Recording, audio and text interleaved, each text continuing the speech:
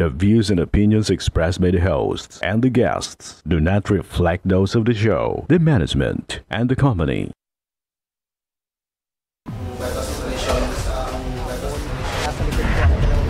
Kwento sa illegal na droga ating nagawang bypass.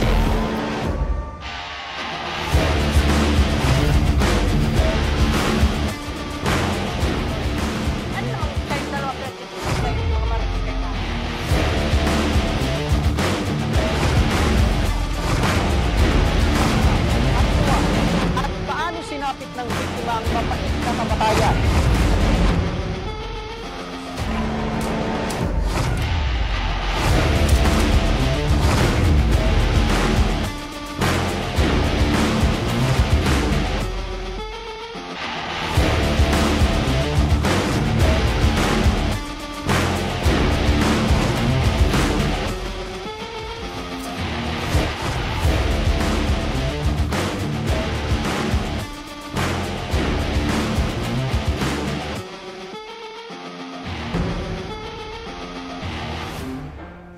Magandang hapon sa inyo mga ka-aksyon. Live na live po tayo ngayong araw ng Lunes at tuloy-tuloy ang ating pagbibigay ng serbisyo publiko.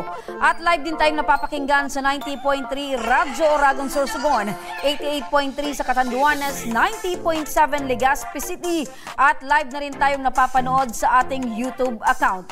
Napapanood din tayo sa Congress TV tuwing alas 7 hanggang alas 8 ng gabi mula Lunes hanggang Biyernes sa Congress TV Digital Channel 15 sa Metro Manila, Channel 17 or 17.2 naman sa Albay at Camarines Sur, Channel 10 sa Masbate at Channel 62 sa GMA for the Backs.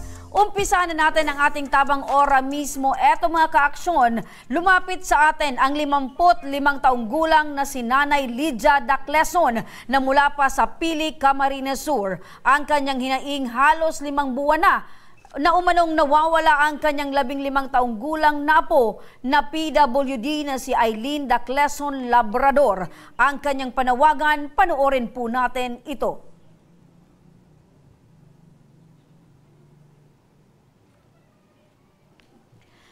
Ayan mga ka-aksyon, nasa kabilang linya na ng ating telepono si Nanay na ang kanyang panawagan ay patungkol sa kanyang apo. Makakausap natin live si Nanay Lydia via telephone. Magandang hapon po Nanay Lydia.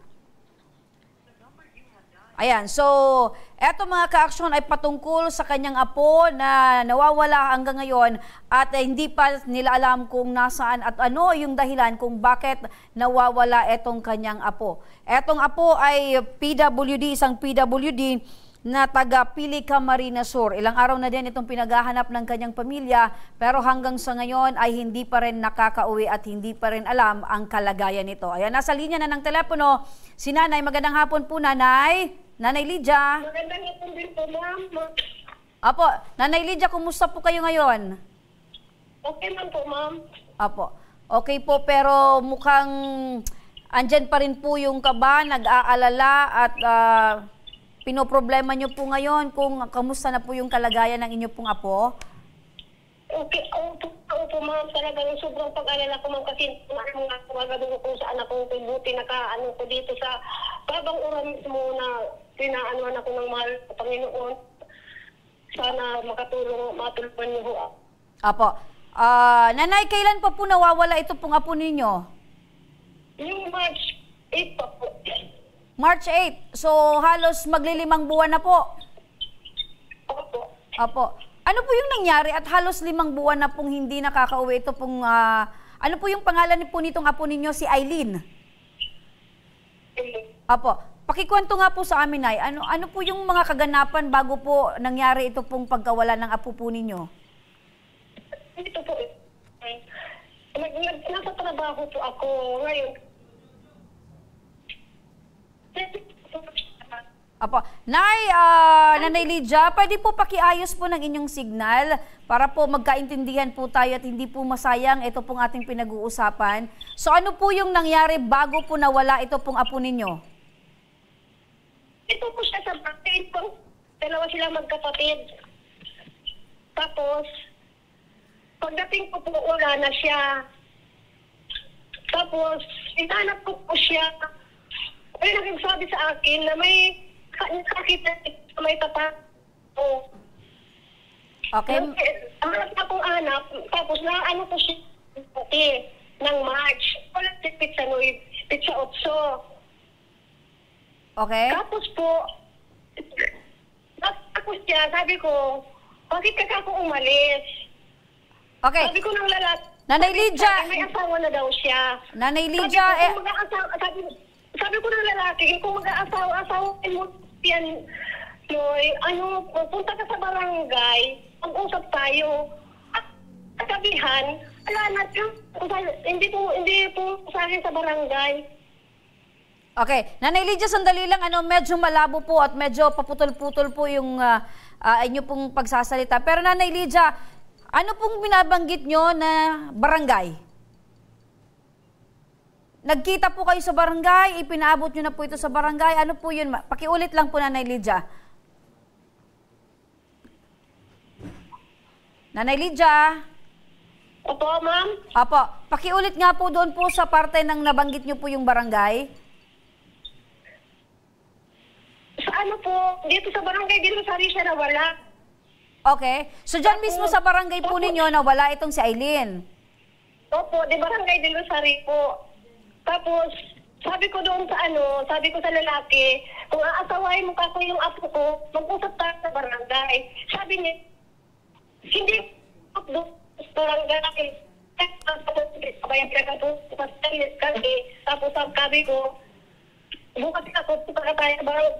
Mag-usap tayo para ako, alam ko na kung sa atin ang apo ko na yan, kung talagang gusto mo na yan. Sabi na ko daw.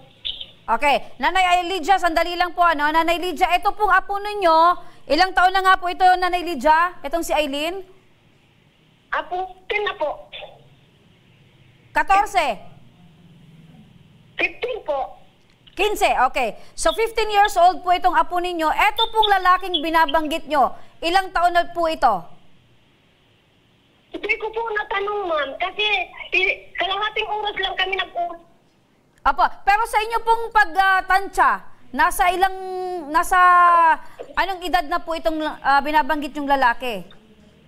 Mga siguro, ma'am, mga ganyan. Mga 16? 19. 19. Mga nasa 19 years old na ito pong lalaki. Ito po bang lalaking binabanggit po ninyo ay palagi nyo na pong nakikita, kilala nyo na po? Ay, hindi po, kasi dayuhan sila dayuhan sila, nagtatapas sila ng tubo, dayuhan sila dito sa Dilutan. Kalabanga po sila. Ano po? Kasi yung may-ari ng tubo po, yan ang nagsabi sa akin na, dayuhan lang sila dito sa Dilusario. Okay. Kalabanga po sila. Dayuhan po yung lalaki dyan sa Del Rosario at nababanggit nyo, taga Calabanga, Camarines Sur. Opo. Okay. So sa tingin nyo po itong lalaki, kaano-ano po ito ng apo po ninyo? Ay, hindi po, wala silang ugnayan po kasi ang apo ko po, pag ginusto niyang umalis, yun ngayon, umalis siya noon, diyan sa nag-agi siya sa tubuhan, tapos nakasana ka parang kung sa diyan sila tumira, diyan kung sa Bicol, diyan sila nagsampot. Okay.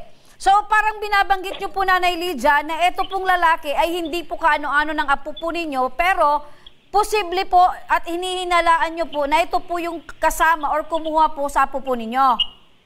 Ay, opo. Kasi siya po nagsabi na sa akin, yung sa lalaki, nagsabi siya sa akin na, ano ka ko yan mo, aasawain mo? Opo. Ako gusto mo, mag-usap tayo sa barangay, mag-usap tayo sa barangay. Sabi niya, oo.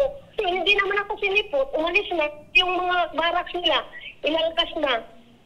Okay. Ano naman po yung binanggit ng apo po ninyo nung nakausap nyo po itong lalaki na ganun po yung sinasabi na aasawahin niya po itong apo nyo? Oo, sabi ng apo ko, hindi na, asawahin ko. O sabi ko, sige, gusto mo, basta mag-usap muna kami sa barangay, pagpirmahan tayo sa barangay para hindi ka na, kasi ma'am, pag gusto niya, alis talaga yun, ma'am, hindi siya papigil, lagi po siya, kasi ganito po siya, pag gustong umalis siya, kasi PWD. Okay. So ibig sabihin po nyo nanay, gusto din po ng apo ninyo na sumama po dito sa lalaking ito? Opo, po siya, talaga sabi. ko. Okay. Ano po yung suot, nanay, nitong apo po ninyo at ito pong lalaki nung araw na nagkausap-usap po kayo? Ay, ano po, ma'am, yung babae, ay yung anak ko kung nakashort. So, Okay, pawala-wala yung signal, ano? Pero, nay, nung nawala po ng araw na yon yung apo po ninyo, nakita nyo po ba etong lalaki na binabanggit nyo po na posibleng kasama ng apo po ninyo? Po? Nung araw po na nawala itong apo po ninyo, nakita nyo pa po ba itong lalaki na binabanggit nyo na posibleng kasama po? Hindi na po, ma'am. Hindi na po, ma'am. Hindi na. Noon lang na,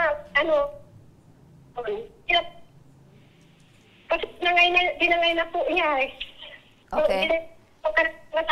Mga kasamahan ko para tapos. Okay.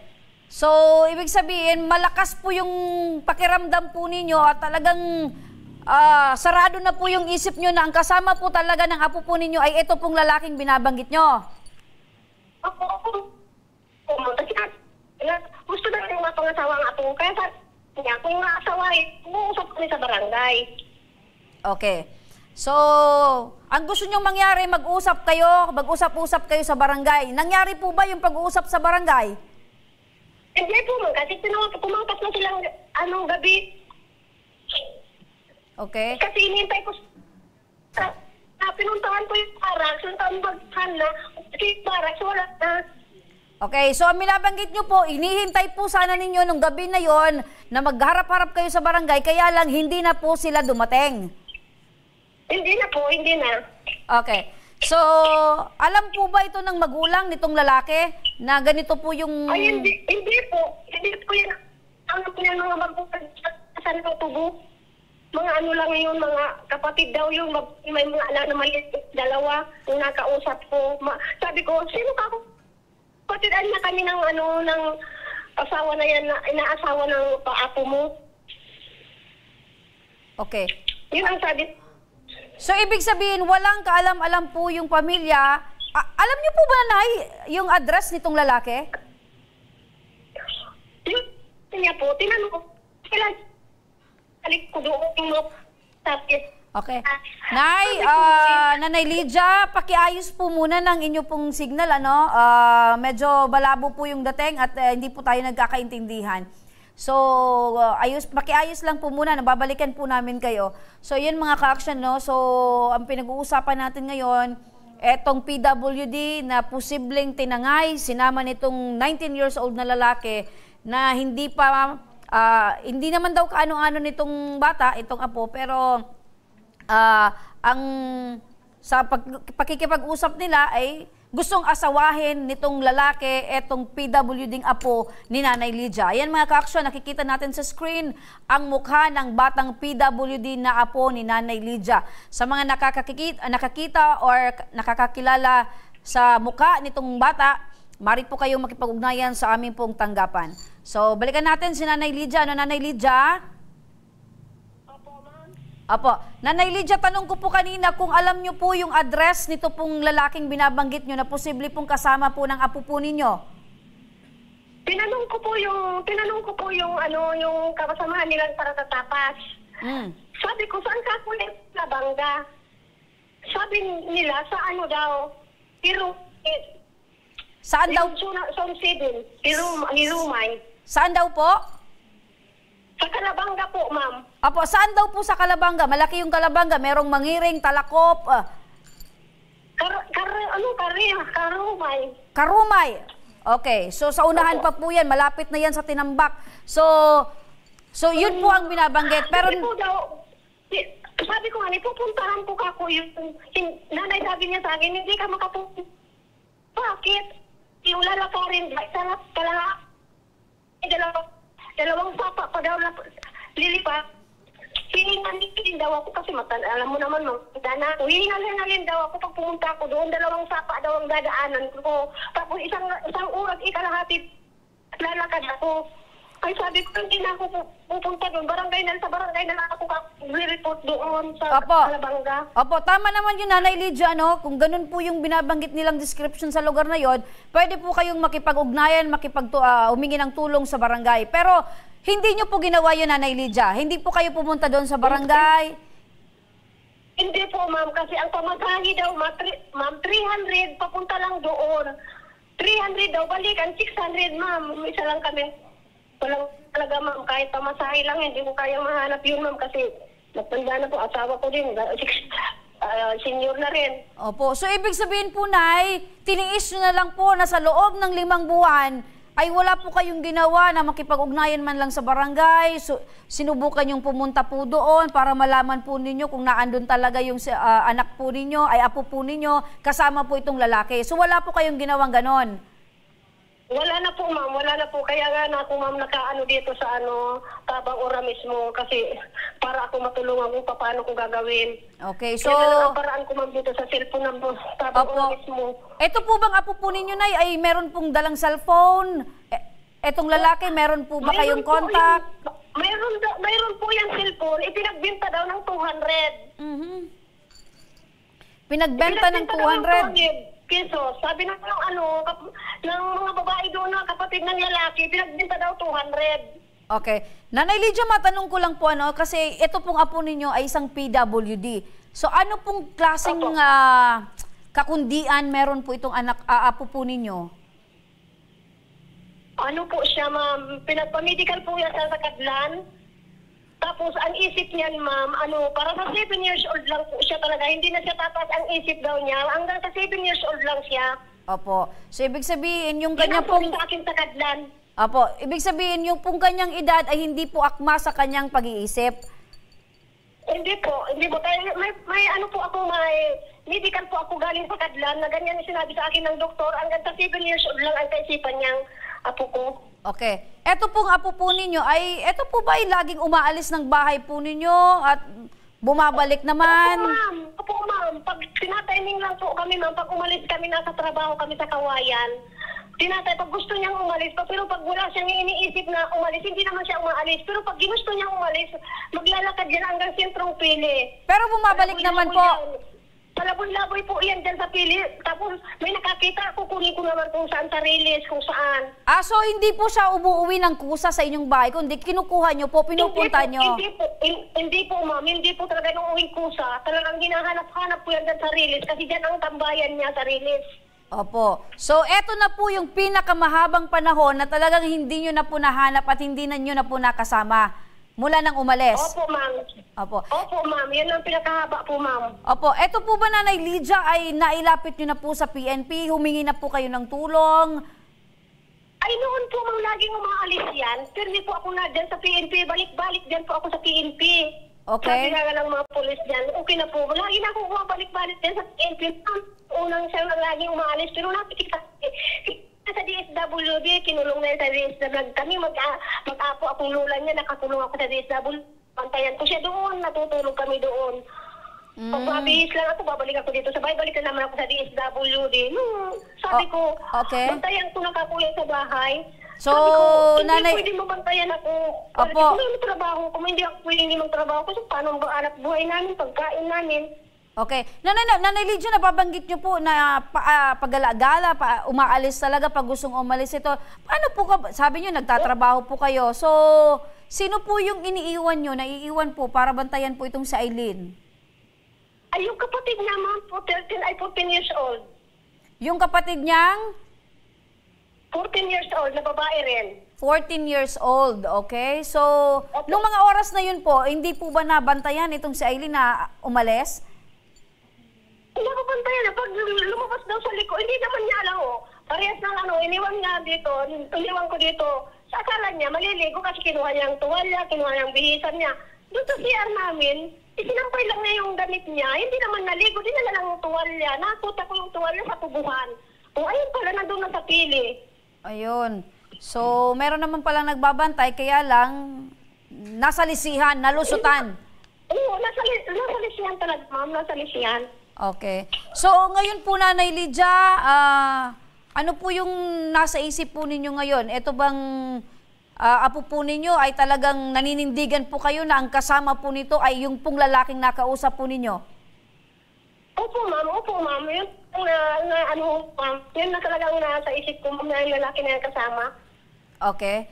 So makinig po kayo, Nanay Lydia, dahil hanggang sa ngayon ay wala pa po kayong impormasyon patungkol po sa inyong apo. Eto, makakausap po natin sa linya ng telepono si Police Lieutenant Colonel Dennis Pabilonia, ang Chief of Police ng Municipal Police Station ng Pili, Camarines Sur. Magandang hapon po, Chief! Chief, magandang hapon po! Hello? Eto mga ka-action, alamin natin kung ano yung maitutulong ng PNP sa ganito pong sitwasyon na ang pinaghahanap po natin ay medyo mayroon pong diferensya sa pag-iisip. Meron po isa pong PWD. So alamin po natin. Nasa linya na ang COP. Magandang hapon po, Chief! Magandang hapon po, ma'am, at sa inyong mga tagapakinig. Apo, maraming salamat po sa pagpapaunlak sa amin po. Chief, sa ganito pong pangyayari o sitwasyon, ano po ba yung dapat na unang ginagawa po ng kaanak na eto pong nawawala nilang kapamilya, isa pa naman pong PWD, so ano po ba yung una nilang dapat gawin?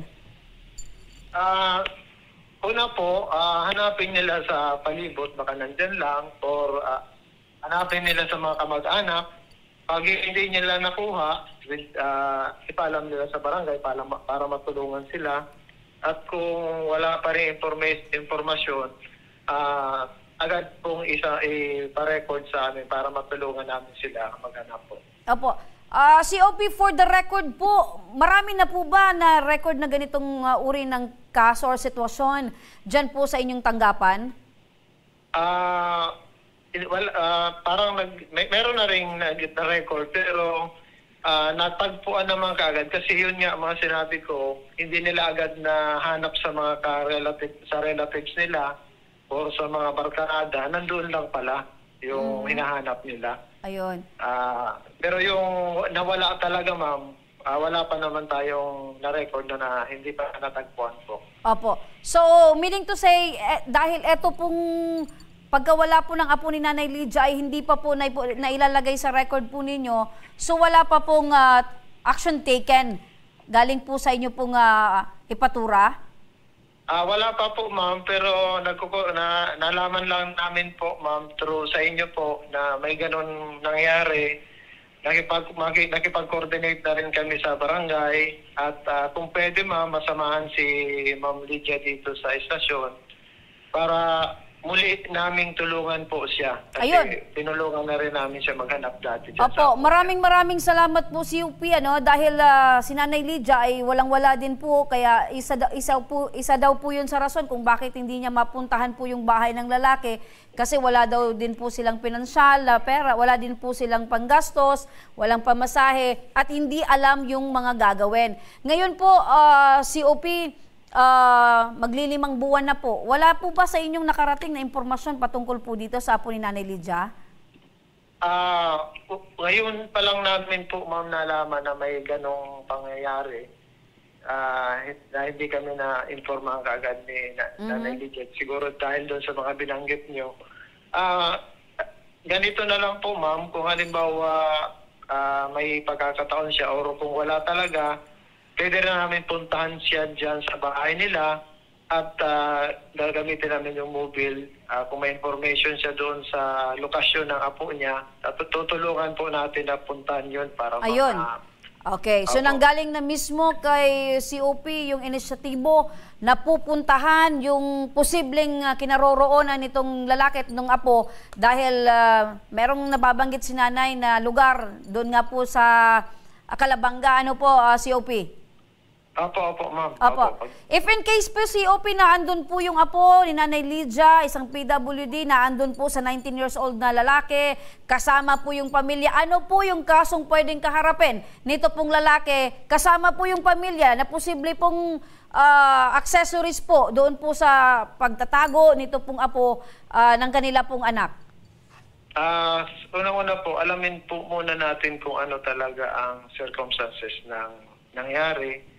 At kung talagang may mali silang ginawa, pwede siguro nating pag-aralan kung ano talaga ang makikita natin doon, kung ano na-violate ng suspect. Para ngayon, hindi pa natin pwede mag-speculate kasi hindi po natin alam pa yung lahat ng ng facts at data about dyan sa nangyari po. Opo, dumediretso ako doon COP sa posible if in case na naandun nga po yung apo, kasama po itong 19 years old, pasok po ba ito sa kidnapping? Pwede kung hindi naman talaga kagustuhan ng bata or talaga, hindi natin kasi alam, baka pumunta lang talaga siya doon or pinilit siya o may by force, kinuha siya. Pero kung pag-aaralan namin po, ma'am, kung ano ang pinakamagandang Opo. Opo, nababanggit ko po yan, nababanggit ko yan COP kasi sabi ni Nanay Lydia, nakausap niya daw po itong lalaki at sinabi po sa kanya na aasawahin niya po yung apo. So meaning to say, may kagustuhan yung lalaki na isama at makasama po itong apo ni Nanay Lydia. Opo, baka ganun po ang nangyari, ma'am. Considering na minor pa po ba yung Opo, victim po, ma'am? minor po at isa pa pong PWD. Opo, may violation siya siguro ng sa 7610. Titingnan lang natin kung ano pang mga qualifying na pwedeng isama natin doon. Opo.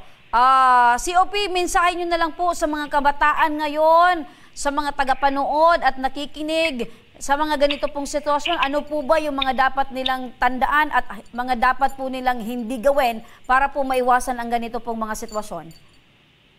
Unang-una po, lalo na sa mga kabataan, o kahit hindi na mga bata, pag umalis tayo po sa bahay, ipaalam natin sa mga kasama natin sa bahay kung saan tayo pupunta. At kung nandoon ka na rin sa pinupuntahan mo, magbigay ka pa rin ng informasyon para hindi naman nag-aalala yung mga magulang natin, yung mga kasama natin sa bahay. Opo, kumbaga COP, proper communication. Opo, ma'am. Kasi marami rin na hawakan na rin kaming ganyan na nawawala only to find out na yun pala nakipag-jamming lang. Pumunta lang sa kaibigan, pumunta lang sa relatives o sa ay pinuntahan lang. Walang communication. Kaya yung mga magulang nagpapa-record. COP, mensahe din po sa mga magulang or mga guardian para naman po ay sa mga ganitong sitwasyon kasi syempre vice versa po yung mga responsibilidad. Dapat two-way process po yan. May kapabayaan yung mga minor, dapat po yung mga nakakatanda, alam din po na yung dapat nilang ginagawa. Opo, ma'am. Dapat yung mga magulang, laging open dapat ang communication natin sa mga anak natin para hindi sila nagtatago kung saan sila pupunta. At ganun nga, ma'am, dapat two-way process. May magandang communication dapat ang pamilya. Apo.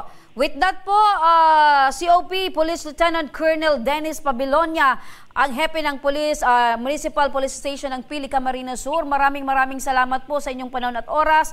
Makikipag-ugnayan na lang po kami sa inyo, COP, para po matulungan po natin si Nanay Lydia. Opo, ma'am. Naghihintay po ang aming himpilan sa pagpunta dito ni ma'am. Apo. Ma'am at ni Lola Lydia po. Apo. Sa muli, maraming salamat po, COP. Balikan natin si... Apo. Hapon po sa lahat. Apo. Maraming salamat. Nanay Lydia, napakinggan niyo po si COP. Hello po, Nanay Lydia.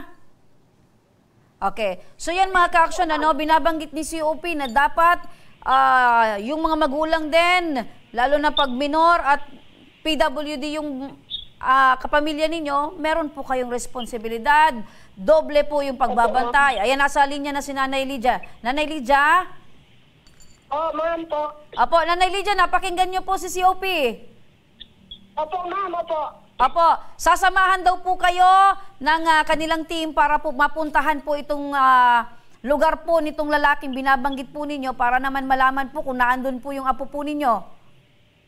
Opo, ma'am, opo. Apo, at wag po kayong mag-alala dahil sasamahan din po kayo ng aming team bukas mismo para alalayan po kayo, Nanay.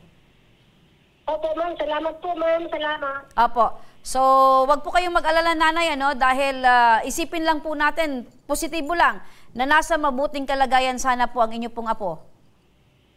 Ma'am, salamat po. Apo. Ikaw lang ako. Apo. Ayun, so paputol-putol si Nanay Lydia. So, sa mga nanonood dyan, kami po ay nananawagan po sa inyo kung sino man po yung nakakita kay Aileen Daclizon Labrador, 15 taong gulang, may taas na 4'11", singkit ang mata at itim ang buhok. Siya ay huling nakita sa tubuhan ng Zone 6 del Rosario, Pili, Camarines Sur. Naka-flash po sa inyong screen ang mukha or ang litrato po nitong si Aileen Daclizon Labrador. Kung nakita niyo po si Aileen, ipagbigay alam lamang sa aming programa o sa tanggapan ng Municipal Police Station ng Pili, Camarines Sur. Mga kaaksyon, sa pagbabalik ng Tabang Ora mismo, ginang 22 araw umanong nakomatose matapos masagasaan ng tren. Kaya huwag kayong bibitaw at magbabalik pa ang Tabang Ora mismo.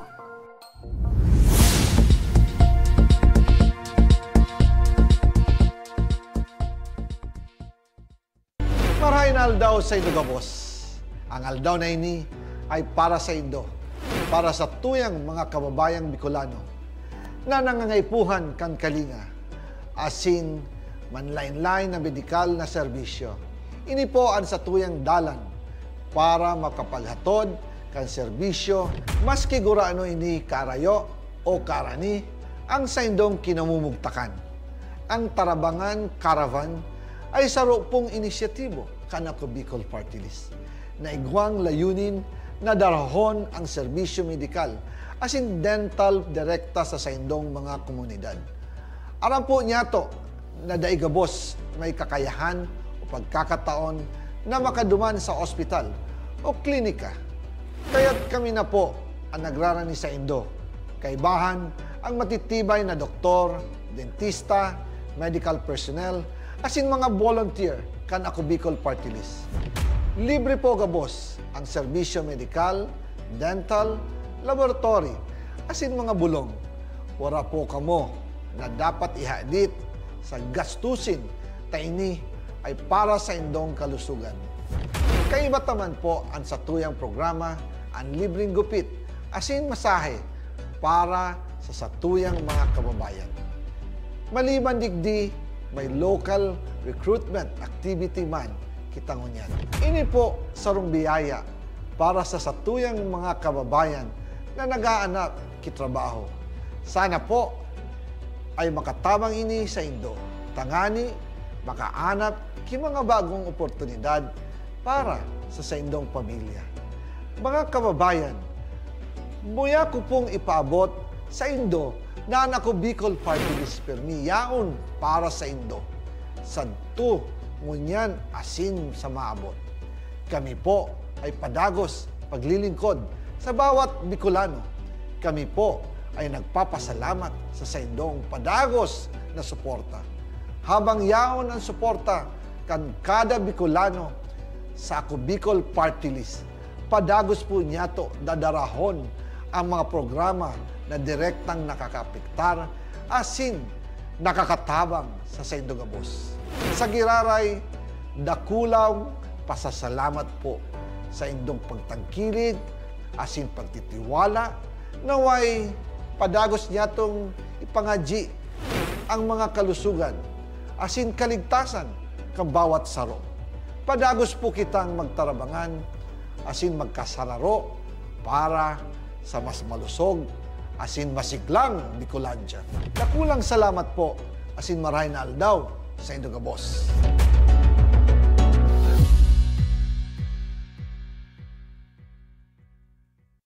Daan-daan na po ang mga nakapagtapos at may mga kanya-kanya ng propesyon. Sa kanilang pagpupunyagi, walang masidlan ang kanilang mga ngiti. Dinot sa Gabos, nagpapasalamat po ako sa AKB. Gusto ko lang po magpasalamat sa Ako Bicol sa opportunity na tigtatao po arag po sa kuya na estudyante. Dahil naandyan lang, katuwang lagi. Ako Bicol, katabang na, kasurug pa. Hindi rin nagpahuli sa pagtugon sa mga pangailangan ng ating mga healthcare workers at mga frontliners. Sa simula pa lang nitong pandemya, hanggang sa ngayon, walang humpayang pagtulong. ay nagpapasalamat po ako sa pagtaunin tabang hali sa ako Bicol Party List. Papasalamat kong dakula sa duwang kongresman tayo nakakatabang sa muya sa gabi. Maaasahan, Ako Bicol, katabang na, kasurug pa. Tucked away in the province of Albay, known for its perfectly shaped Mayon volcano, Misibis Bay Resort, a locally owned 5-hectare private island resort. The resort is ready for all those looking to balance tranquility and adventure. This tropical destination is where guests can either choose to relax under the palm trees or have an adventure under the sun. It features modern and luxurious rooms and villas, recreational facilities, and sophisticated services.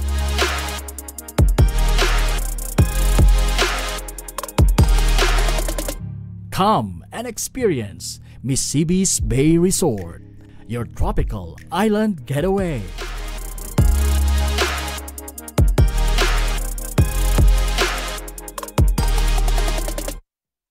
Problema sa tubig, agarang binigyang solusyon. Nagpatayo ng mga solar-powered water supply system sa mga liblib na lugar. Libre, malinis at maaasahang supply ng tubig 24/7. Dakulaon ng pagpapasalamat niya mo. Dahil may ikamalilinwan habang kami nabubuhay. Dakulaon nining tabang para sa gabos na tao digdi. Salamat po. Para sa ating mga kababayang nasa laylayan, Ako Bicol, katabang na, kasurug pa. Libo-libo na ang mga nabigyan ng tulong medikal.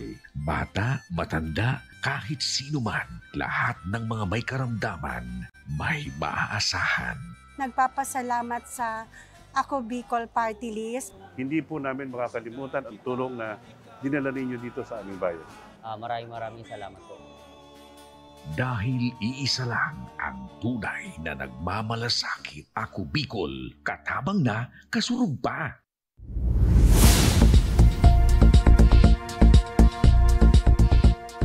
Nagbabalik mga kaaksyon ang tabang ora mismo. Eto mga kaaksyon, makakasama natin ngayon si Antonio Rasa na nangangailangan ng medical na tulong para sa kanyang kapatid na si Edita Rasa na matapos itong masagi ng tren at makomatose dahil sa nangyari 22 araw nang nakakaraan.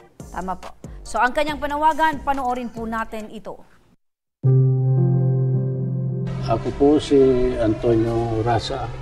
Nag-aagat po akong tabang para sa tugang kong, para sa kapatid ko pong nasagasaan ng tren. Nasagi ang tren na tamaan sa payo. Dakulaan pa so bill niya sa ospital. Umaabot kay 360,000. Dito po kayang bayadan. Agad pa akong tabang sa Ako Bicol Party List. Sana po matabangan niyo ako. Yan po mga kaaksyon ang panawagan ni Tatay Antonio. Ngayon makakausap natin live si Tatay Antonio. Magandang hapon po, Tatay. Magandang hapon po. Opo. Tay, eto pong si Nanay Edita ay kapatid po ninyo. Opo, makilapit lang po tayo ng mikropono. Pangilan niyo po itong kapatid Bali, pangalawang kapatid ko po. So, ako po ang panganay. So ikaw po yung panganay, sunod po ito si Nanay Edita po. Ilan po kayong magkakapatid? Bali, 3 lang po kami. 3 lang. So nasa gitna po itong si Nanay Edita. Ito po ba itong kapatid niyo ay may pamilya na din po, asawa at mga anak? Wala po siyang asawa. Solo buhay siya. Pero may anak po? Wala po. So single po ito. Single po so siya. hindi ko po tatawagin. Si Ate Edita na lang po. So, pwede niyo po bang maikwento sa amin, paano po siya nasagi nito pong tren? Ang kwento sa akin ng mga nandoon, alas 4 ng madaling araw, lumabas.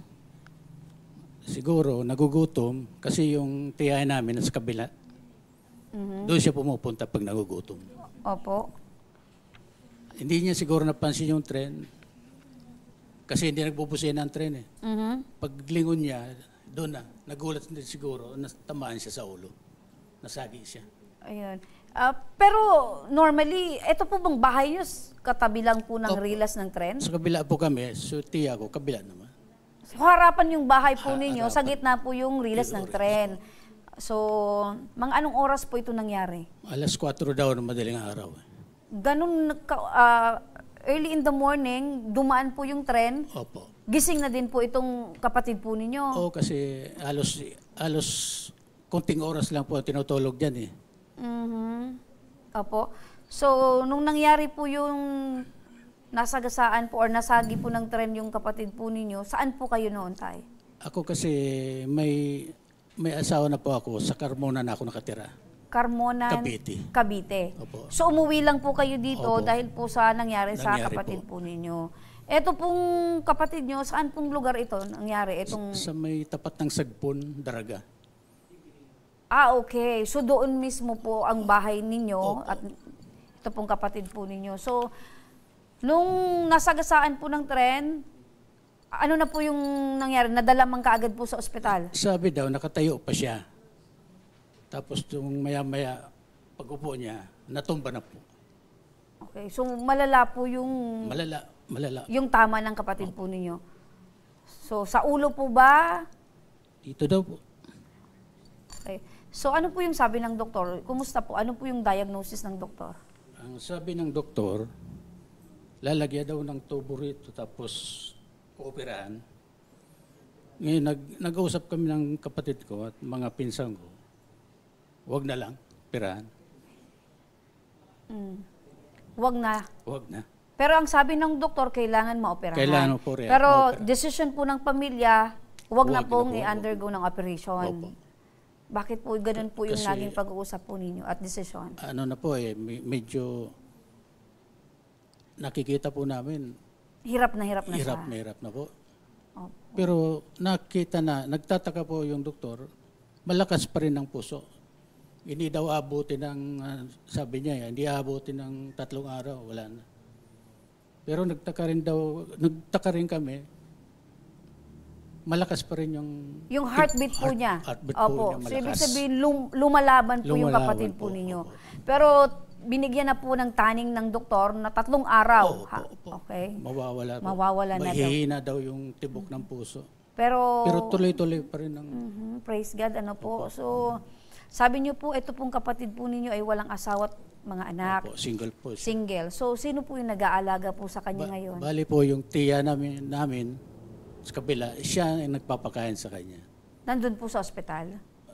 Nakalabas na po nung Biyernes. Okay. So, nailabas na po yung kapatid po ninyo. Opo. Kumusta na po yung kalagayan niya ngayon? Kumbatis, ano pa rin po, hindi na talaga makatayo, hindi na tapos naka-oxygen siya. Niresitahan kami ng doktor ng oxygen. Opo. Pero pumayag yung doktor na mailabas niyo sa ospital? Pinapalabas na po kami kasi nakadilat na po. Ayun. So, ibig sabihin, malaki po yung development, yung improvement ng katawan po ni Nanay Ideta. Opo. So, lumalaban po siya. So, meron pong development sa kanya. So, tatay, good to hear po yan, na despite na binigyan po kayo ng 3 araw na tanning, ito pong kapatid po ninyo, nakauwi po kayo, nakalabas sa ospital, nakadilat itong kapatid po ninyo, yung tibok ng kanyang puso ay mabilis, normal. Normal naman po. Normal po. Ayun. So, ngayon po, lumapit po kayo sa aming programa, sa Ako Bicol, humingi po kayo ng tulong. Ano po yung tulong na hinihingi po ninyo, tay?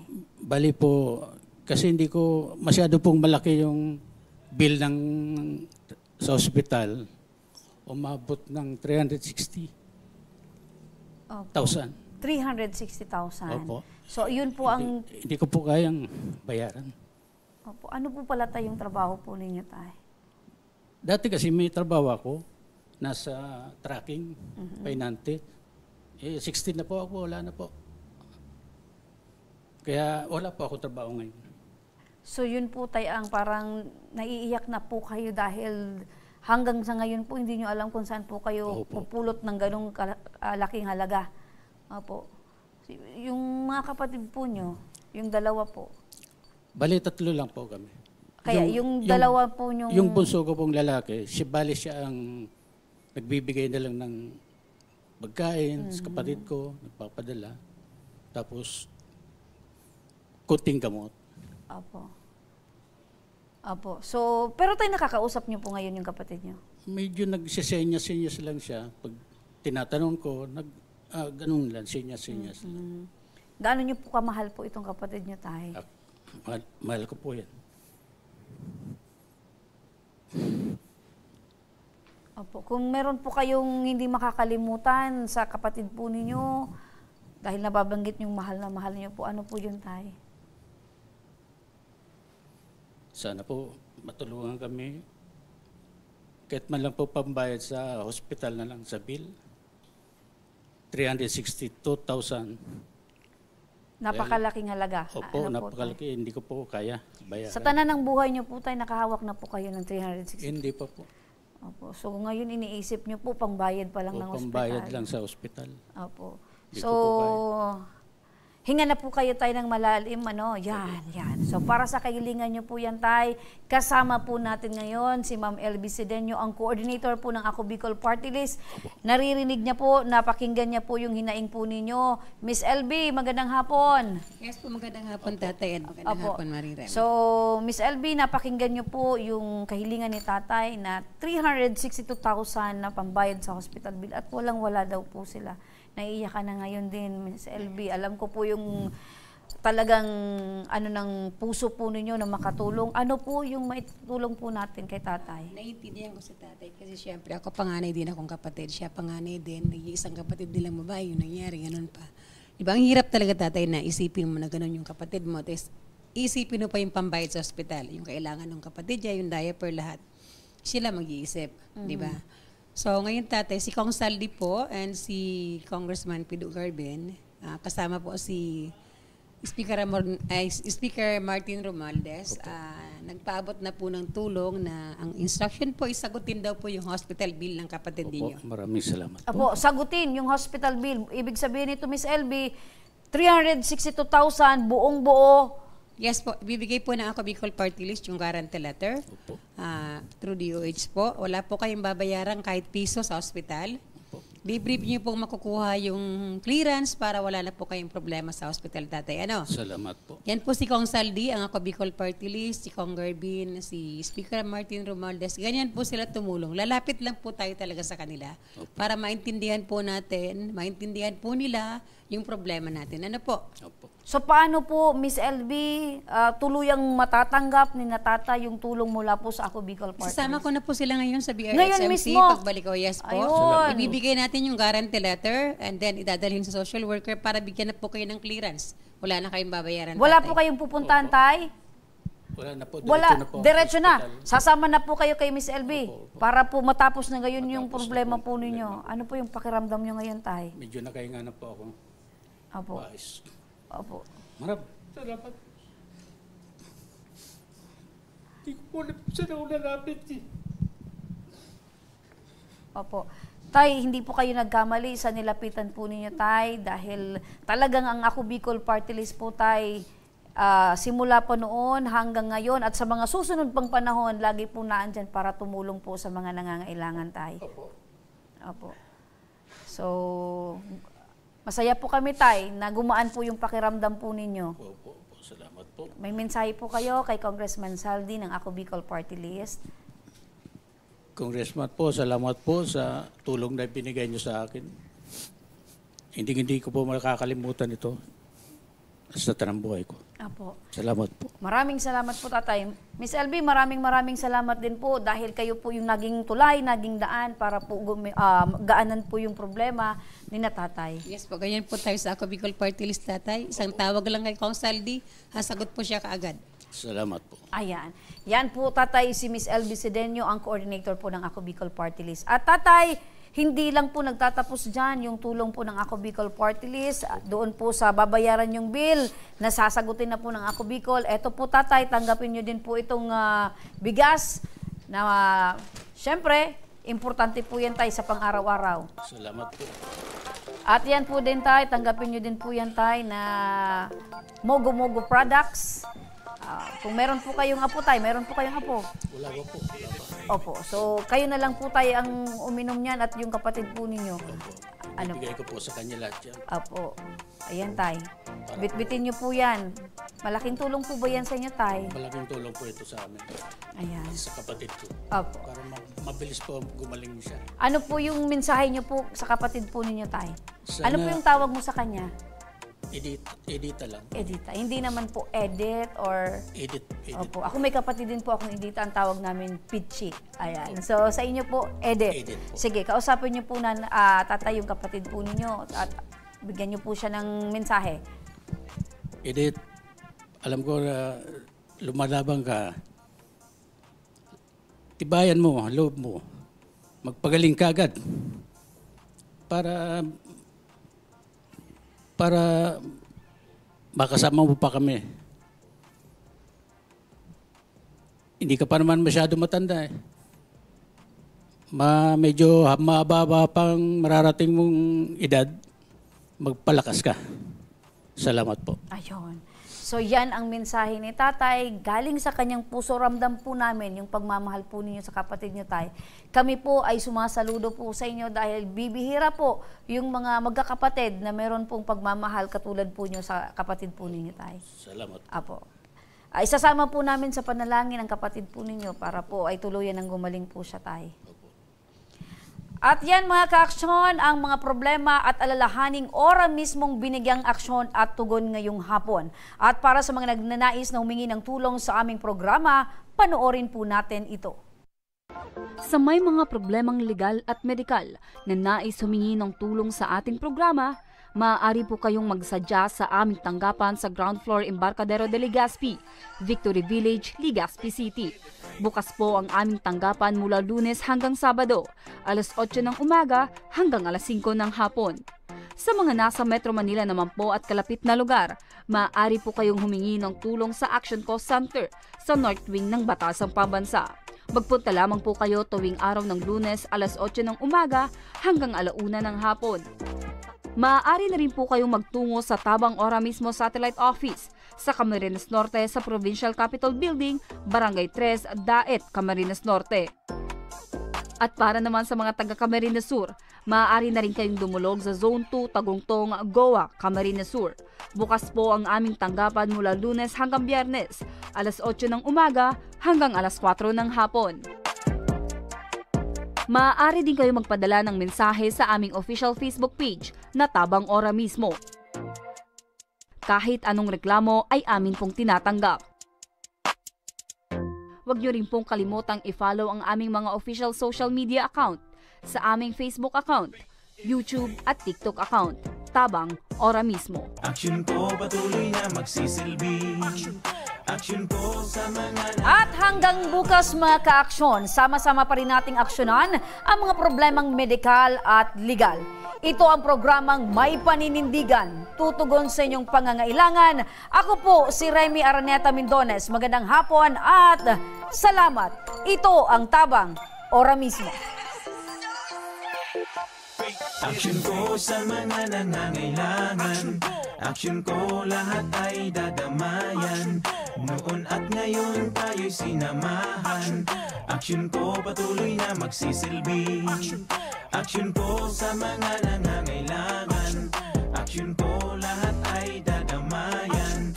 Noon at ngayon tayo'y sinamahan. Action ko patuloy na magsisilbi. Isang masipag